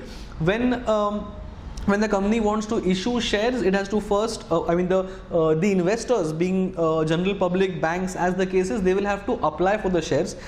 And in this case, okay, we are passing entries in the books of the company, not the books of the investor. So for us, shares will go out. We are not investing in shares, we are issuing shares, so we are company. So when people are applying for the shares, they have to pay application money. So money is coming in, so my entry becomes bank account debit to share application money. So this is the entry that needs to be passed when we receive money on application. Sometimes we are oversubscribed, in which case the question will give us the details as to whether we are giving pro rata allocation or we are refunding the entire amount. In case of refund, we debit the share application and we credit the cash bank because cash is going out. That's my entry for refund. In case of pro rata allotment, what do you mean by pro rata allotment? It means for every 5 shares applied, you will receive 4 shares. In which case, 1 share's application money is lying with us as an excess money.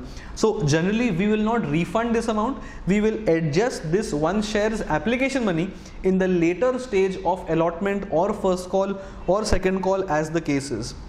And in case the issue is fully subscribed, then we pass entry for allotment. So first, we make the amount due, that is share allotment account debit to share capital, and then bank account debit to allotment once the money is received for allotment. Alright, share capital is always to be credited with the face value content of the shares.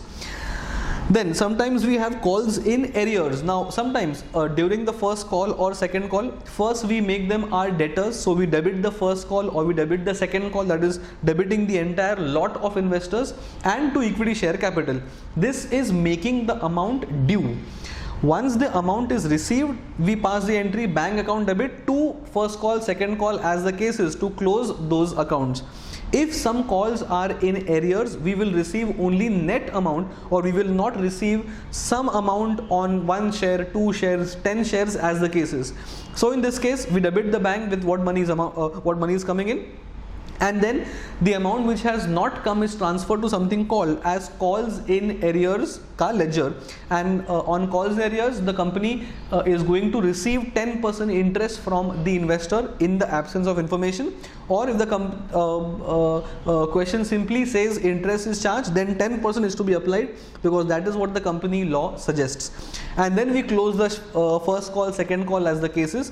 So my entry becomes bank account debit because money is coming in, calls in arrears debit because that is the new ledger in which the debt is transferred, and to share allotment as the case is, because we close share allotment or first call or second call depending on the stage in which the calls in arrears are happening. Then sometimes investors pay in advance, so we receive more amount than what is to be received. So we receive more amount, that is bank account debit, to allotment or first call or second call as the case is depending on the stage, and to calls in advance as liability, because somebody has paid in advance in spite of money not being called. It is our liability, and we will pay rupees 12% to investors in the absence of any information. Interest is paid by us to the investor. Excess money adjustment, as we mentioned earlier also, in the case of over subscription we are going to, and in the case of pro rata allotment. In this case, the example I gave is 5:4, that is 4:5. So 4 shares given for every 5 shares applied for. So if 50 shares were applied for, 40 shares will be allotted. So can I say 10 shares application money is lying excess with us? Yes, this will not be refunded, because ultimately we are going to allot him shares and call money for allotment. We are ultimately going to make the first call, second call as the case is. So if money is going to be called tomorrow, there is no need to refund the amount today. So we are going to adjust the excess money received on application, and this excess money will be adjusted during allotment or first call or second call as the case is. Generally it is adjusted along with the allotment. Okay. Then first call, second call as the case is, the entry becomes first call account debit or second call account debit, and to your equity share capital. And then when the money comes in, it is bank account debit to first call, second call as the case is, and then additional entry will be for calls in arrears or calls in advance as the case is. Forfeiture. Sometimes we have made the first call, the amount is not received. Then we also call the second call, the amount is not received. After a couple of reminders, if the investor is still not paying, the company has a right to forfeit the shares, that is cancel the shares, and shares will not be given to this investor, and the amount that we had received on these shares up to the default, that will be our income, and that is transferred to share forfeiture account. The entry that will be passed is share capital debit with whatever credit it has received till date. So share capital debit, then to first call, second call as the case is, because we must have debited the first call when first call must have been made. We must have debited second call when second call must have been made. So the entry becomes share capital account debit to share first call, to share second call, to share forfeiture account with the amount which has been received till date. If the amount is transferred to calls in arrears, then the amount will not be transferred to or the amount will not be credited to first call, second call. The amount will be credited to calls in arrears, because these calls are no more in arrears. The calls in arrears account will cease to exist. Alright, then comes a reissue. Forfeited shares can also be reissued. When forfeited shares are reissued, the entire process will not be followed regarding application. They are simply reissued at par or premium as the case is, and normal entry will come as it is. That is bank account debit to equity share capital to premium as the case is. That is reissue of forfeited shares.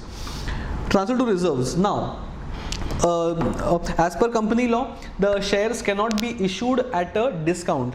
However, forfeited shares can be issued at a discount, subject to discount not exceeding the share forfeiture account. So whatever is the balance that is lying in the credit of share forfeiture account, that can be utilized for discount, and the balancing figure will then be transferred to capital reserve. So my entry for transferring that is share forfeiture debit to close share forfeiture and to capital reserve, because the unused amount in the share forfeiture account will be transferred to the capital reserve.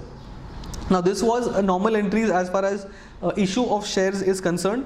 If the issue is at premium, then whatever is the excess content above the par value, that amount is transferred to security premium account. Alright, and if the shares are then forfeited, what is going to be the entries?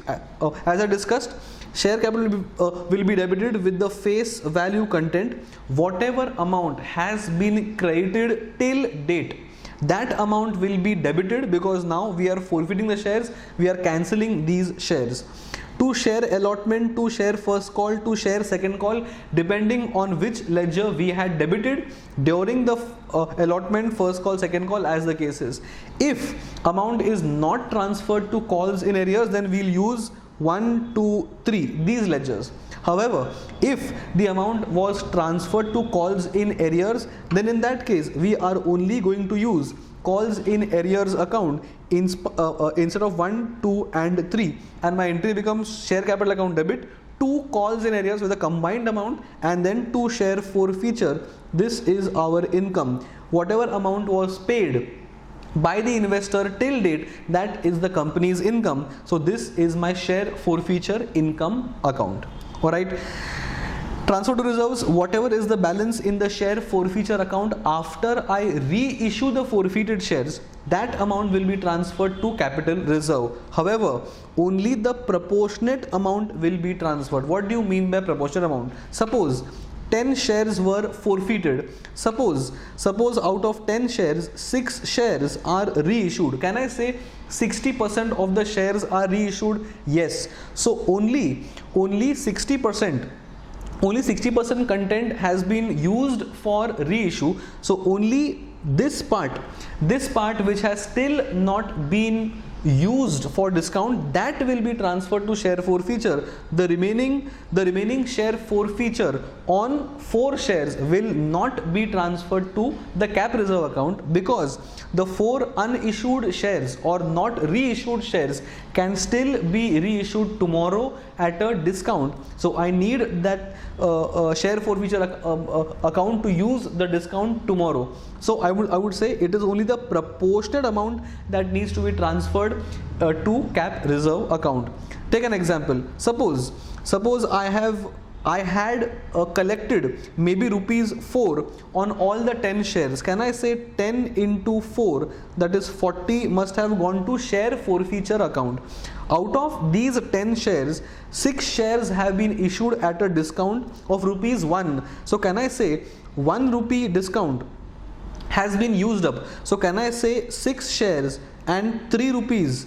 This 3 rupees, that is 4 minus 1, this 3 rupees is still not utilized, and this 3 will be transferred on all the 6 shares to cap reserve account. The remaining 4 shares into 4 rupees of gross discount or gross share forfeiture account, that amount will still continue to be in the share forfeiture account. So my job is to only transfer proportionate amount to cap reserve only in respect of those shares which have been reissued.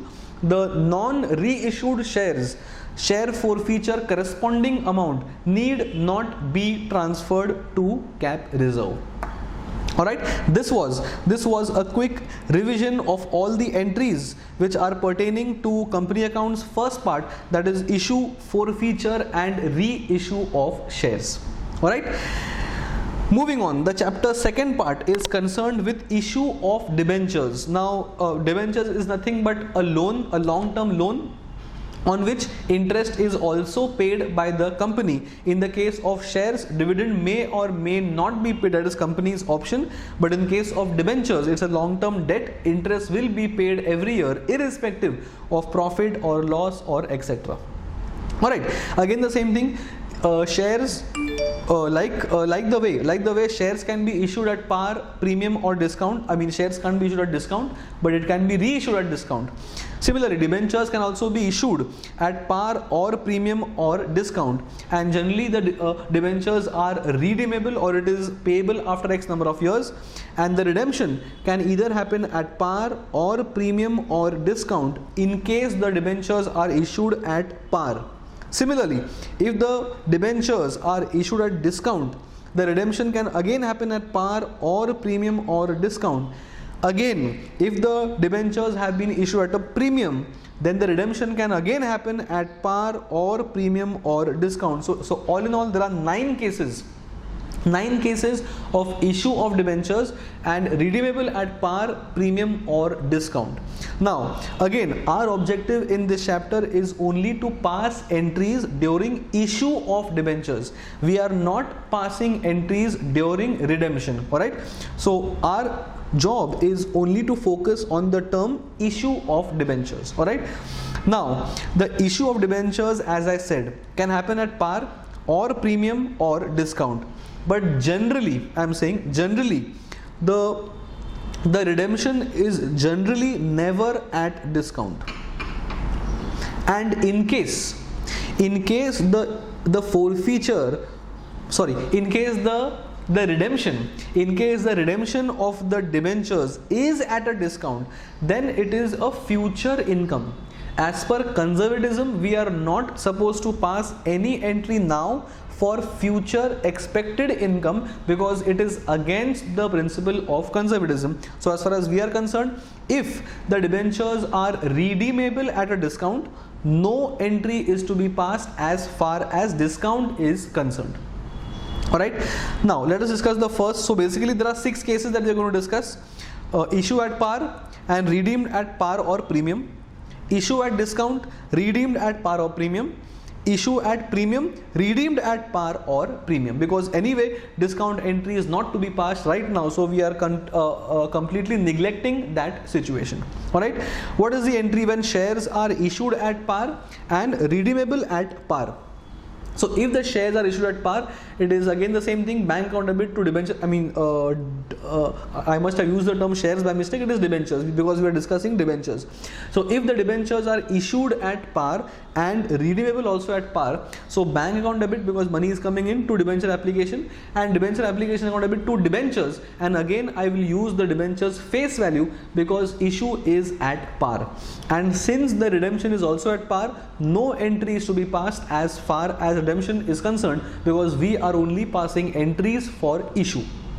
Now tomorrow, if the same debentures which are issued today at par, if they are redeemable at a premium, the premium that needs to be paid on redemption, not now, at say maybe after 3 years, 5 years, as the case is, this extra premium is a cost.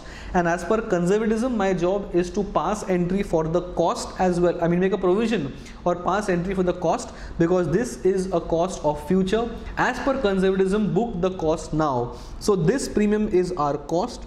So I will debit this cost to loss on issue of debentures, and this is more like a liability because it needs to be paid tomorrow. That will also come on in the credit side. So my entry becomes bank account debit because money is coming in. The premium on discount is more like a loss, that is loss on issue of debentures. 2 debentures with the face value, and 2 premium payable as a liability on redemption. So premium is not our income, it is our cost, because this premium is to be paid on redemption. Case number 2, issued at discount today. So if the shares are issued at a discount, then this discount is our cost that needs to be accounted now itself. So bank account debit, discount account debit, because that's my cost. And if it is redeemable at par, no entry for this because it is to be redeemed at par, no discount, no premium. So bank account debit, discount account debit to debentures, because this is something we are issuing. Debenture is our long-term liability, so bank, discount to debentures. If the debentures are issued at a discount now, so that is our cost for sure. The premium that is to be paid on redemption, that is also a cost, because as per conservatism we need to book that discount today. So bank account debit because money is coming in, discount account debit because that is our cost, this one. Premium on redemption, that becomes our cost as well. So loss on issue of debentures, that is also our cost. 2 debentures at the face value, 2 premium on redemption of debentures, that becomes our liability because this has to be paid as well. Alright, so bank, discount, loss on redemption, 2 debentures and 2 premium payable on debentures. This entire entry has to be passed in case we are issuing the debentures at discount and redeemable at a premium.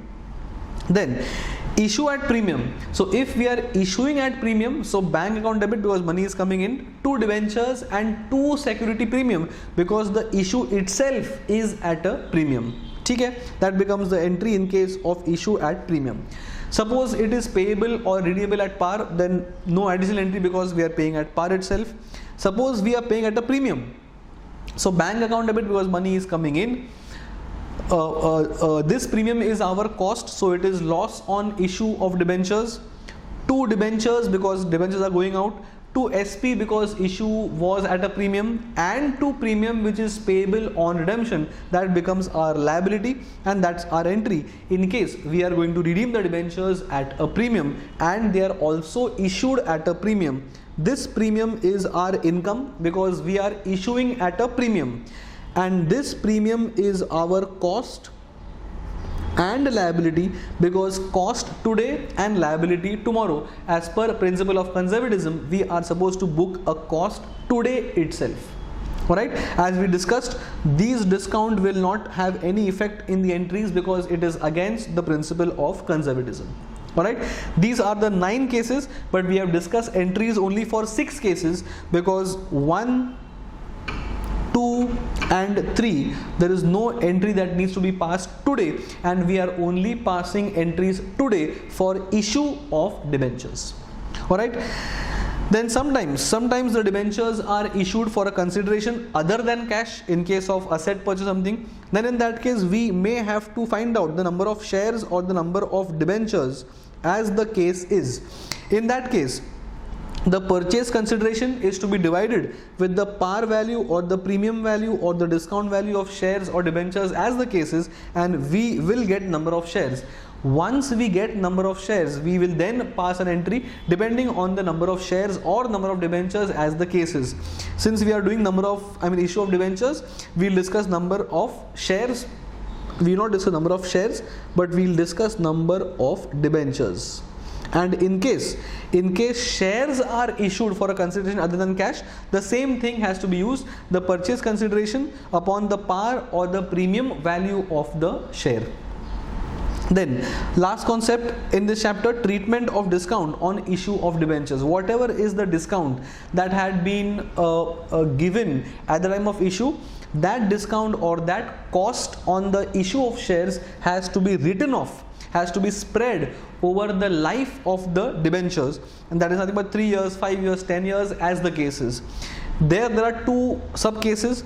In case of one-time redemption, we are going to redeem the entire value of debentures at the end of 5th year or at the end of 10th year as the case. It's a one-time redemption.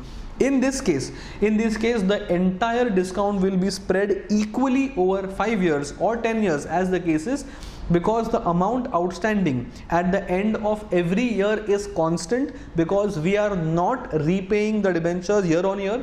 We are repaying the debentures at one time, so it will be spread equally. In case, so we have discussed this, in case of annual redemption, in case the debenture issue is of 10 lakhs and we are redeeming 1 lakh every year, that is over a period of 10 years, we are paying 1 lakh at the end of every year. Then in this case, whatever is the cost on the issue of debentures, including discount or premium as the case is, the entire loss on the issue of debentures is to be written off in the ratio of the outstanding debentures year on year just before redemption. So 10 lakhs is to 9 lakhs is to 8 lakhs is to 7 lakhs is to 6 is to 5 is to 4 is to 3 is to 2 is to 1. This is the ratio in which the entire cost on the issue of debentures is to be written off. Alright, these are the concepts, and one last concept is remaining. So before we go there, these are some of the entries that needs to be passed in case of debentures which are issued at par, premium or discount, and redeemable at par, premium or discount. As I said, discount generally is not mentioned in the question. One last part which is remaining in this chapter is the entry to be passed in case of interest. Interest is going to be income of the debenture holders as I said, we are in the books of the company. So for us, it is our cost. And there is something called as TDS, that is tax deducted at source. Company will pay interest to debenture holders. Their tax will be deducted by us being the company and deposited in the government on the debenture holders behalf. That is called TDS, tax deducted at source. What entry needs to be passed? First entry will come for the accrual. So debenture interest being our cost, we'll debit it. Debenture holders are our creditors, so we'll credit it, and whatever amount we are going to deduct from their interest and pay to the government, that is our liability, so we are crediting the TDS content.